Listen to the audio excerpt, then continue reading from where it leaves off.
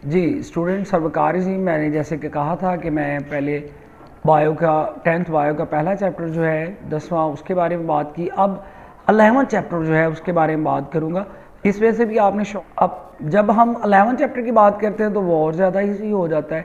कैसे आपने याद करना है इसको? इसमें सबसे पहले तो होम्योस्टेसिस की definition, osmo regulation, thermo regulation और एक्सक्रीशन की डेफिनेशन टू मच इम्पोर्टेंट। उसके अलावा ग्यूटेशन और ट्रांसपिरेशन का डिफरेंस आ जाना है।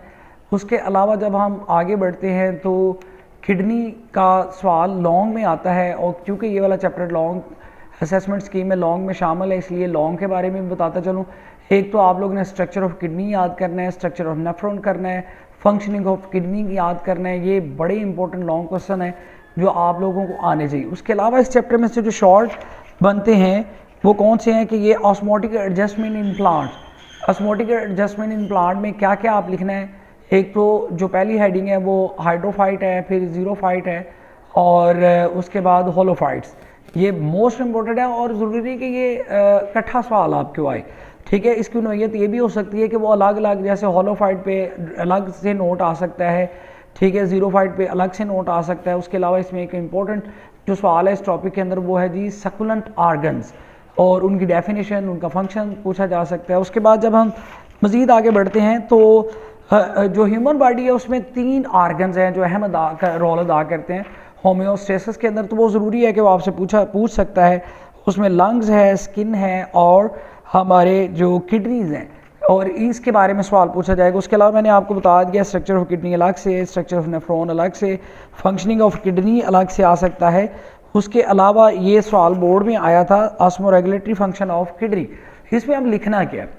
इसमें एक तो आस्मो रेगुलेशन की आप डेफिनेशन मेंशन कर सकते हैं। उसके अलावा आपने क्या करना है कि when our kidney produce a hypertonic urine and when our kidney produce the hypotonic urine, ये दोनों डेफिनेशंस आपने बयान करनी है।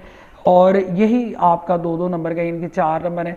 एक डेफिनेशन आपने लिख दी तो 2-2 नंबर आपने हाइपर और हाइपोटोनिक यूरिन कब प्रोड्यूस होता है, आप लोग इस पे बात करोगे तो आपका अच्छा लॉन्ग अटैम्प्ट हो जाएगा। उसके अलावा आप लोगों ने लिथोट्रिप्सी की definition most important, kidney stone की डेफिनेशन मोस्ट इंपॉर्टेंट है।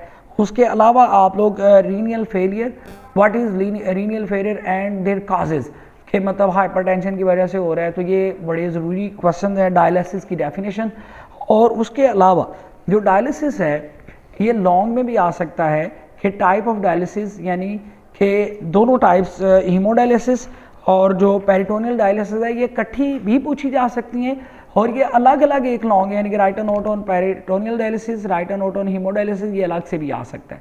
और the last topic is kidney transplant. क्या होता है, व्हाट इज़ किडनी ट्रांसप्लांट, के इसकी डेफिनेशन को एक्सप्लेन करेंगे कि जब किडनी जो है वो 100% ज़ीरो वर्किंग पे चला जाता है तो उसको रिमूव करके उसकी जगह एक न्यू वन, यानी कि सेम क्वालिटीज़ का किडनी रिप्लेस कर दिया जाता है, और जो ओल्ड वन है उसको रिमूव करके।